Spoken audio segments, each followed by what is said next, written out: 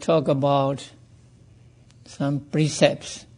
In Buddhism, precepts are not like commandments or whatever, but based on comparing oneself with others.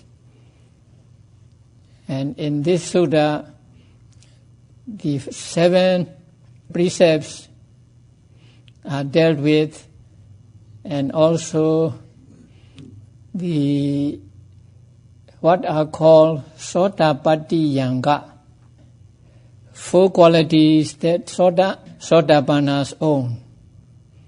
So I will read the sutta and explain.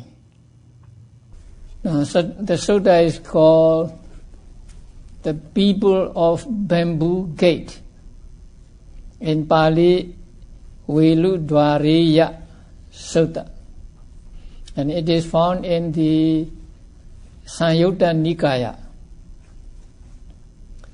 So it begins with, "Thus have I heard.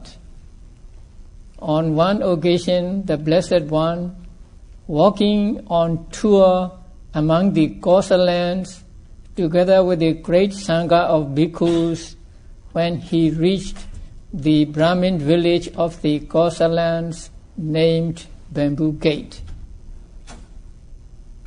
The name of the village is Bamboo Gate, simply because near the gate of that village there was a bamboo grove. So it is called Bamboo Gate, and it is in the Kosala country. Now in India there are said to be 16 countries, and Kosala is one of them. So in Kosala country, and there is a village called Bamboo Gate. Then the Brahmin householders of the Bamboo Gate heard.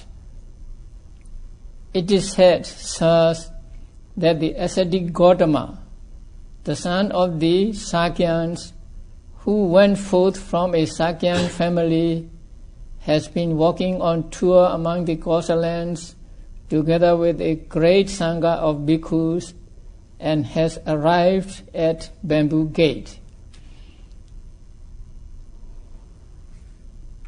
Said that Gautama was the son of the Sakyans. Sakya was a clan said to be very proud and also said to be very high. And so Gautama the ascetic was the son of the Sakyans. And who went forth from the Sakyan family, that means he belonged to Sakyan family, and then who went forth from that family. And who went forth means went forth with saddha, went forth with confidence, and so on. And he has been on a tour among the Kosalans together with a great Sangha of bhikkhus, and has arrived at the Bamboo Gate.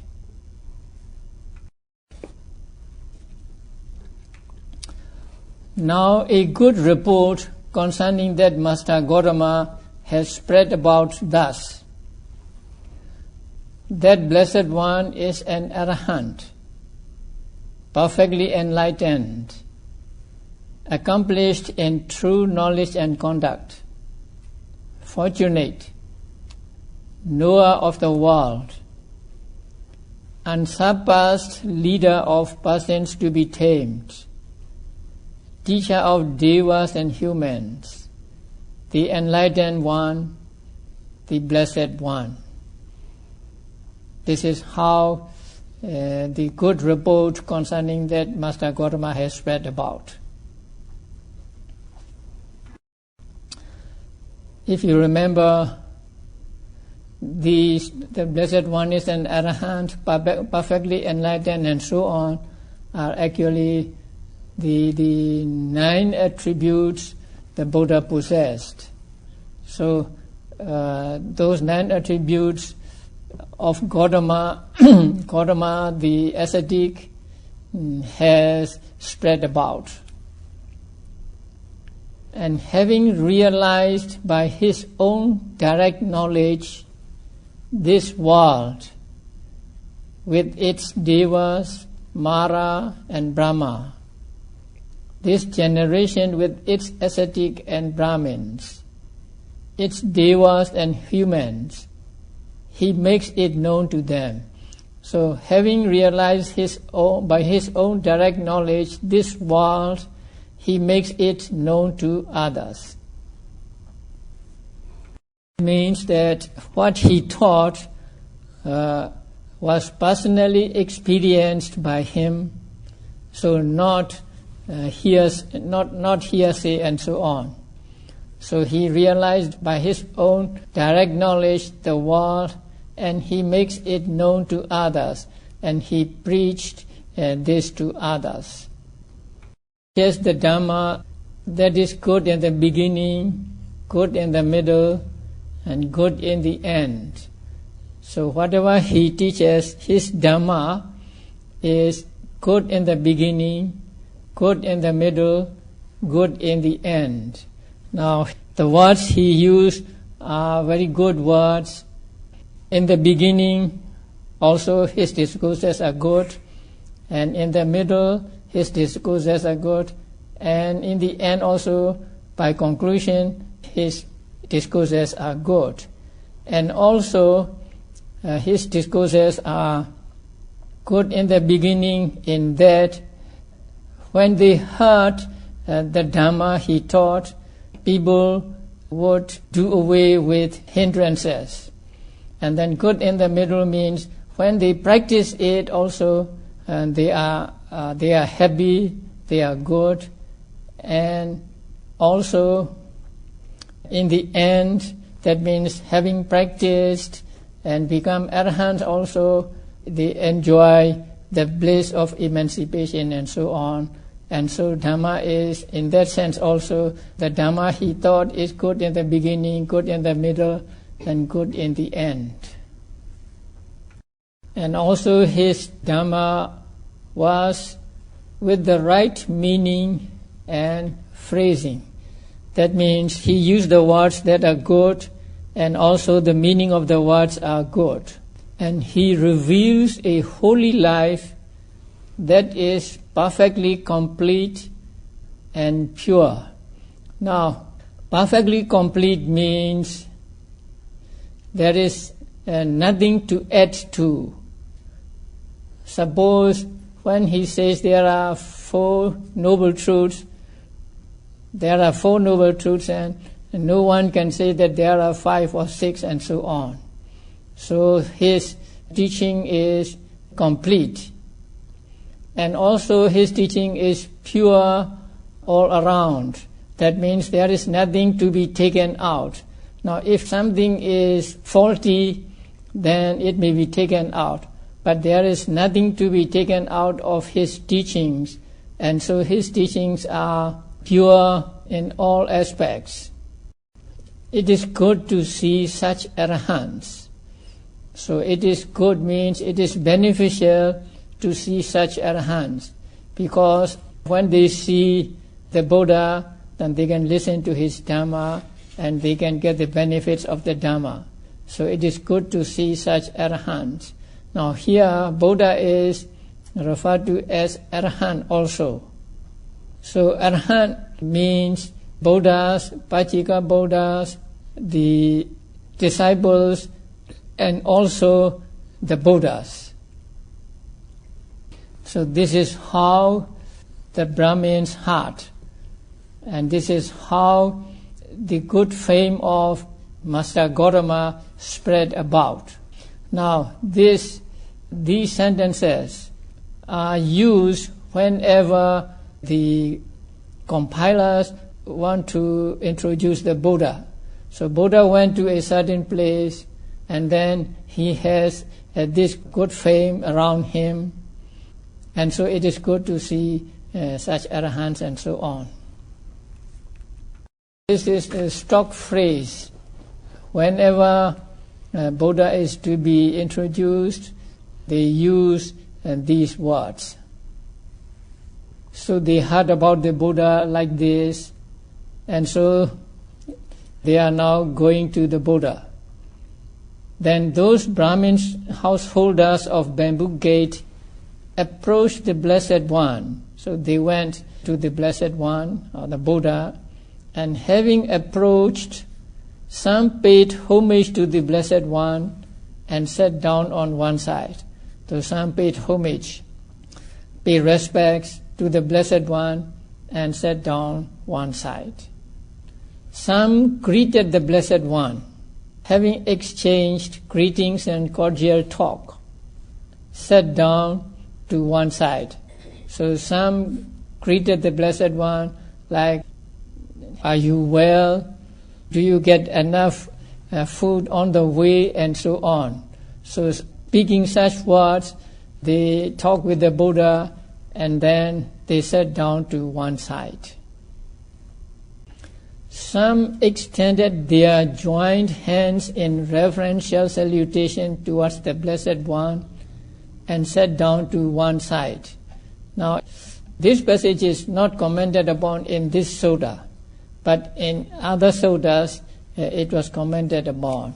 And it is said that these people who extended their joined hands in reverential salutation towards the Blessed One and sat down one side are those who are sitting on the fence. That means they just join hands in reverential salutation, and when suppose they were asked by those who are wrong views that why are you paying homage to the Buddha, then they may say this joining hands is not the paying homage to the Buddha. And then if they are asked by those who have wrong view that why don't you pay homage to the Buddha, then they may say, oh, joining hands is enough, reverential salutation, and so on. So they are those who go both ways, and so they are like people sitting on the fence. Some announced their name and clan to the Buddha, to the Blessed One, and sat down to one side. Now, these people are old people and poor people, and they want to be known by names or clan. So they may say, I am Dada, I am Meda, who come here. Or they may say, I am Vasitha clan, or I am Kachana clan, who come here, and so on. Some remained silent and sat down to one side. Now these people, according to commentaries, are those who are dishonest, or who just don't know anything.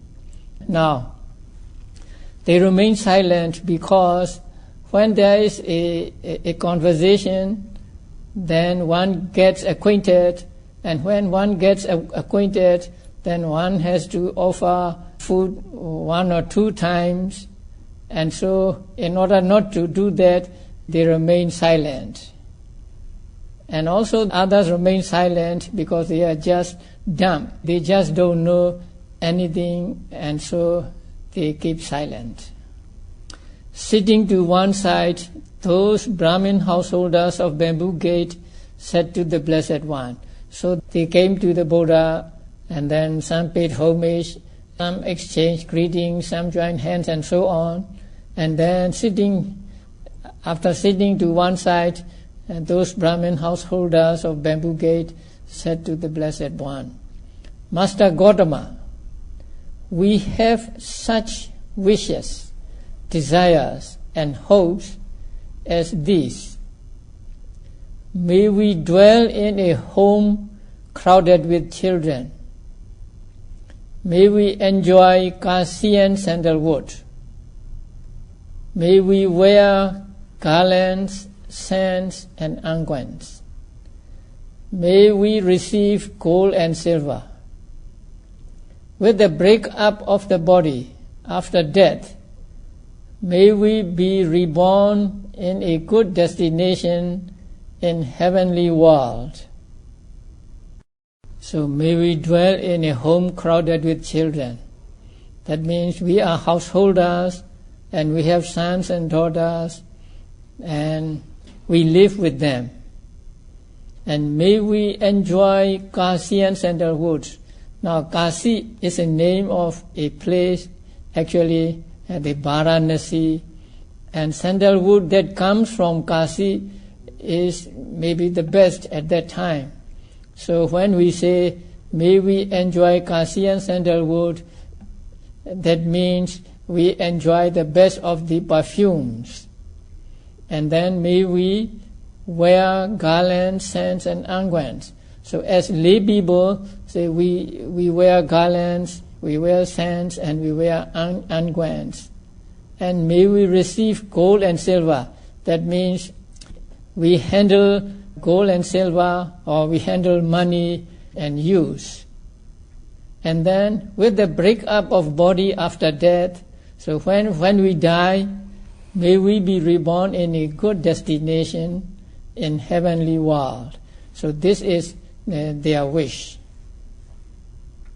As we have such wishes, desires, and hopes, let Master Gotama teach us the Dhamma in such a way that we might dwell in a home crowded with children, enjoy Kasian sandalwood, wear garlands, scents, unguents, receive the gold and silver, and with the break-up of the body after death, we might be reborn in a good destination in a heavenly world. So we have such desires, and let the Buddha, let the Master Gotama teach us the Dhamma in such a way that we might dwell in home crowded with children and so on, and after we die, we will be reborn in the good destination, that is in the heavenly world. So here they just said that they are householders and so they are not monks. So don't teach us meditation or something like that. So as a lay person, we dwell in a home crowded with children and so on. And then when we die, we want to be reborn in a heavenly world. So teach the Dhamma in such a way that we might do that and be reborn in a heavenly world. So these men are straightforward, and they say what they think. And I don't find many places like this in the Nikayas. I find only 2 places like this, that may we dwell in home crowded with children and so on, and then Master Gotama teach us the Dhamma in such a way that we might dwell in home crowded with children and so on, and after death we will be reborn in heavenly world.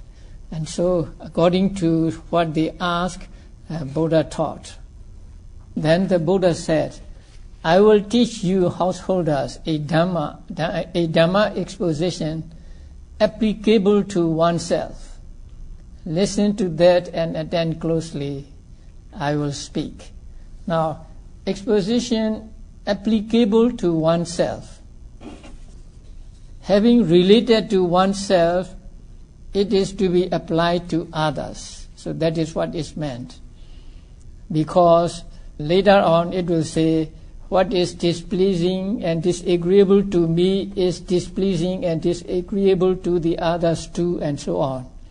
So first he related it to himself, and then he applied it to others. So such kind of Dhamma he will teach. So when Buddha said, I will speak, they say, yes sir. Those Brahman householders of Bamboo Cave replied, the Blessed One said this, what householders is the Dhamma exposition applicable to oneself. Here, householder, a noble disciple, reflects thus: I am one who wishes to live, who does not want to die. I desire happiness and am averse to suffering.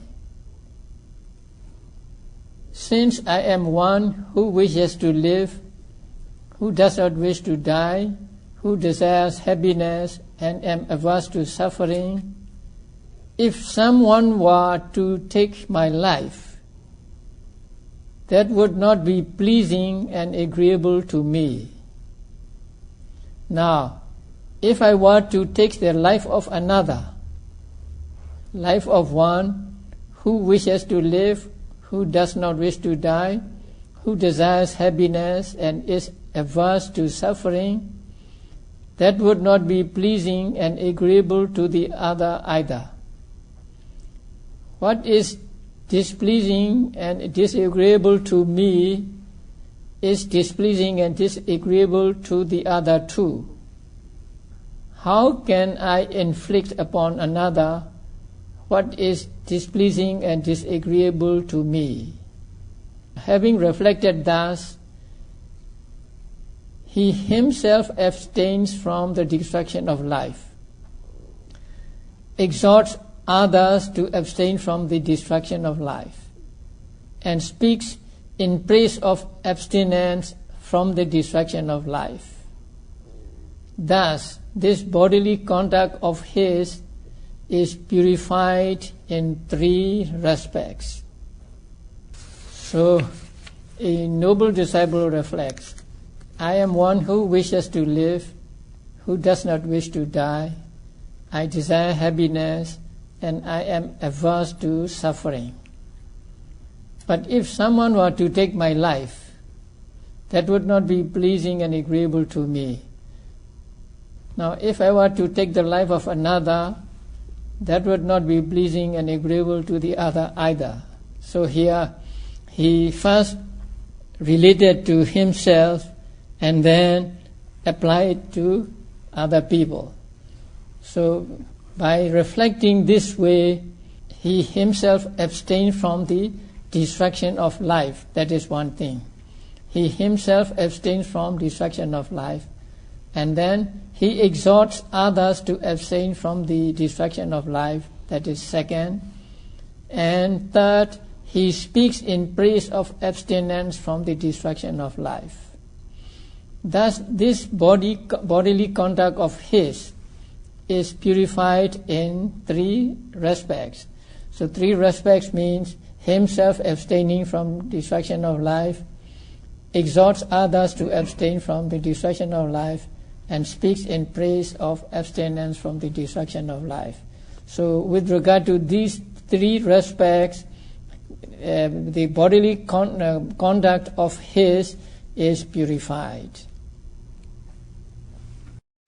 So here he abstains from destruction of life and so on, not because he is afraid of consequences, but because he compared to other people, and since other people will not like this, he also will not like this, and so he refrained from destruction of life.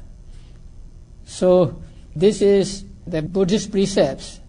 Buddhist precepts are not like commandments in Christianity. So there they said that God commands, thou shalt not kill, and so on.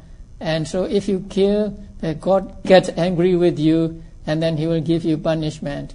And if you refrain from killing, then he is pleased with you, and he will give you good results. But in here, the precept is not like that.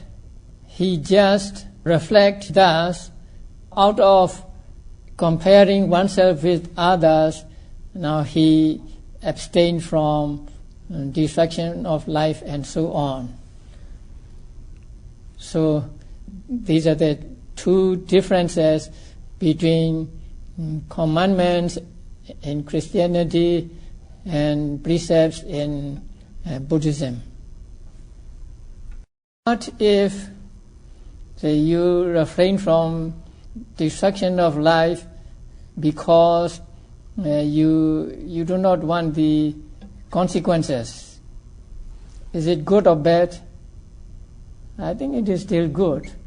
See, you are afraid of the consequences of destruction of life, and so you abstain from it. So, although it is not as noble as the reflection given here, it is still refraining from destruction of life, and so it is still good. Now to taking what is not given. Again, householders, a noble disciple reflect thus: if someone were to take from me what I have not given, that is, to commit theft, that would not be pleasing and agreeable to me. Now, if I were to take from another what he has not given, that is, to commit theft, that would not be pleasing and agreeable to the other either. What is displeasing and disagreeable to me is displeasing and disagreeable to the other too. How can I inflict upon another what is displeasing and disagreeable to me? Having reflected thus, he himself abstains from taking what is not given, exhorts others to abstain from taking what is not given, and speaks in praise of abstinence from taking what is not given. Thus, this bodily conduct of his is purified in 3 respects. So we all want our belongings not to be taken by theft by other persons. But if I were to take from another what he has not given by way of theft, then that would not be pleasing and agreeable to the other side, and so on. So, related to oneself, and then it is applied to other.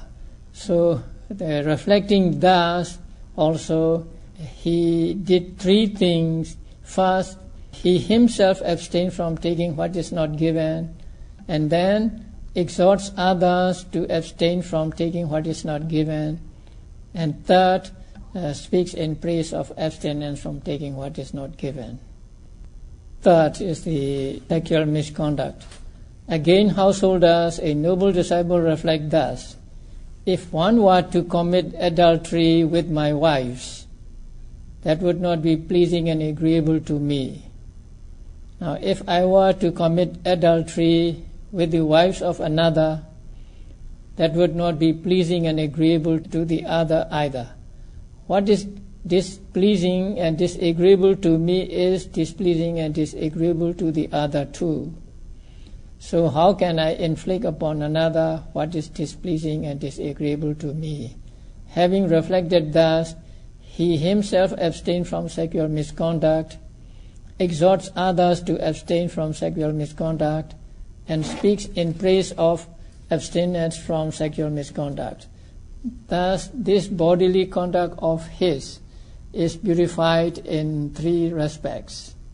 So these are the 3 bodily actions, 3 bodily bad actions that one has to abstain from.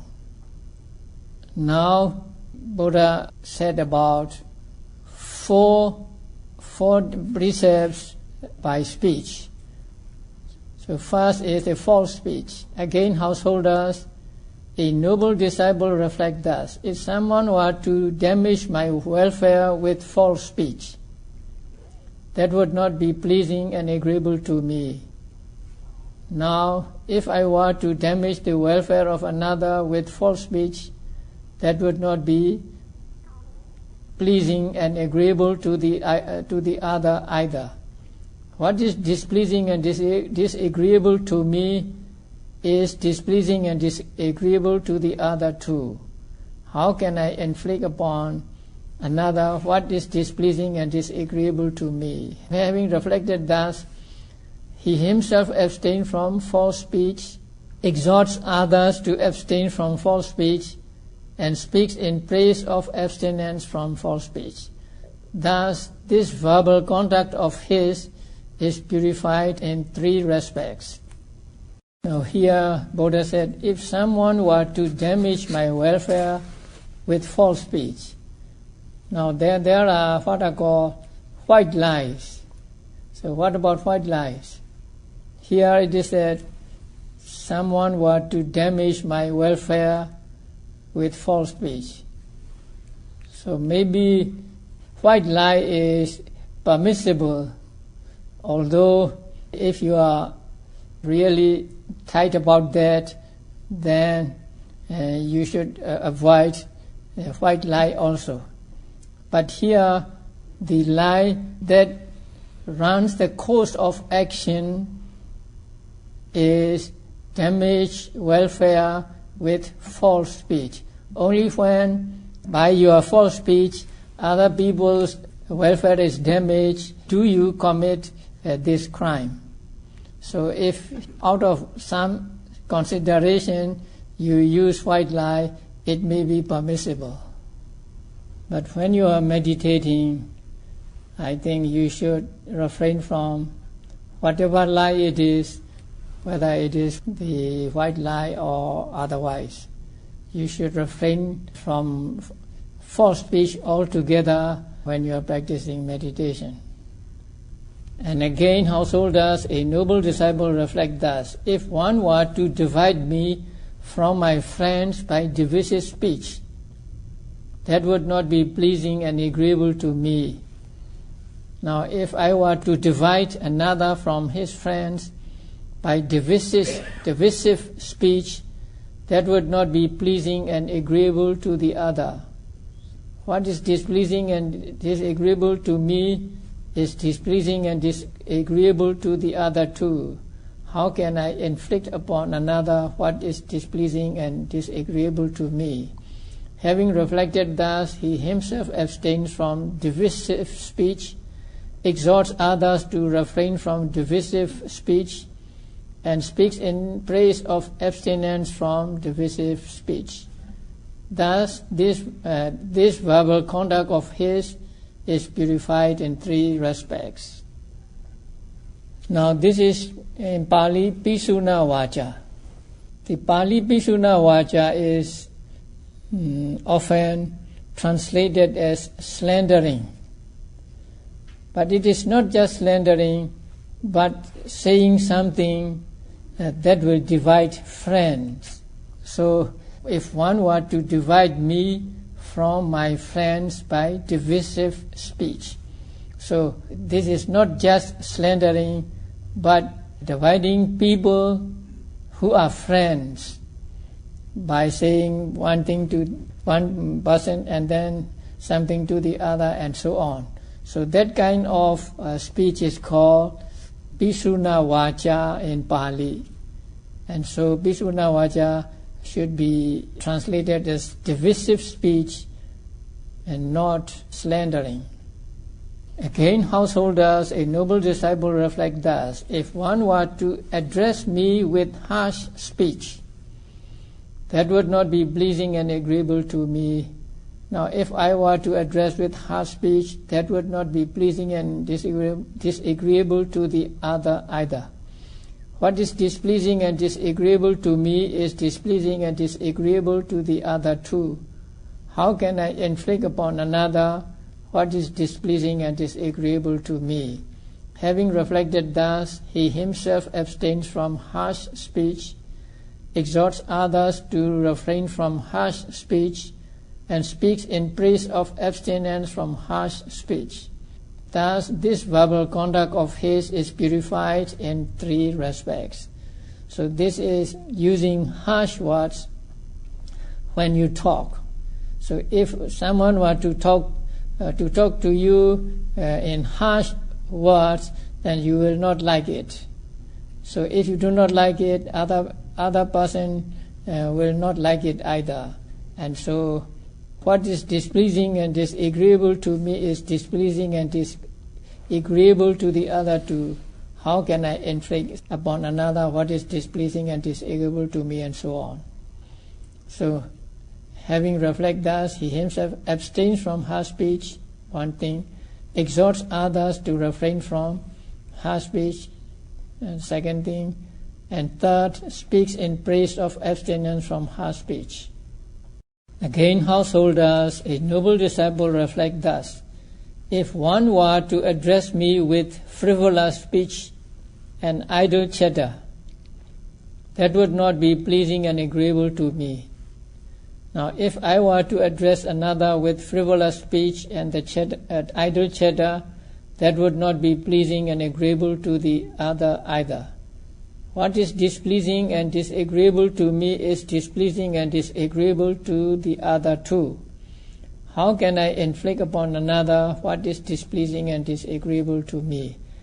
Having reflected thus, he himself abstains from idle chatter, exhorts others to abstain from idle chatter, and speaks in praise of abstinence from idle chatter.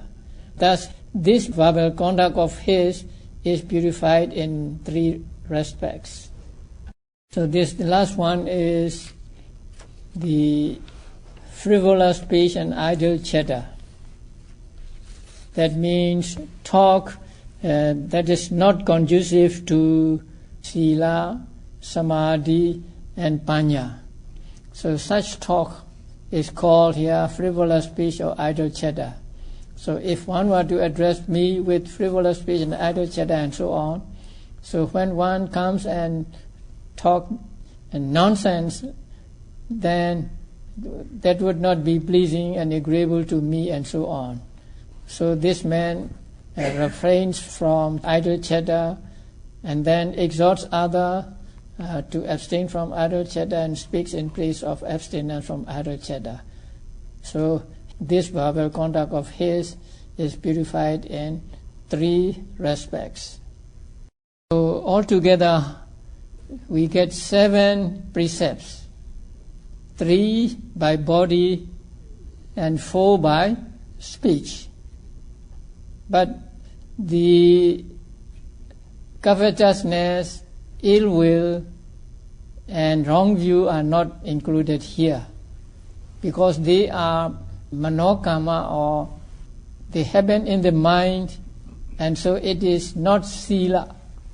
Now sila is one that refrains from bodily misconduct or verbal misconduct, and so these 7 are mentioned here. And these 7 the noble disciple keeps, or from these 7 misconduct noble disciples refrains, because it is not right to do such things to other people. So it is not on account of thinking of consequences, but it is not right to be doing this to other people, and so he refrains from it. And then Buddha talked about the 4 qualities of Sotapanna, and I think that will come later tomorrow. Sadhu, sadhu, sadhu.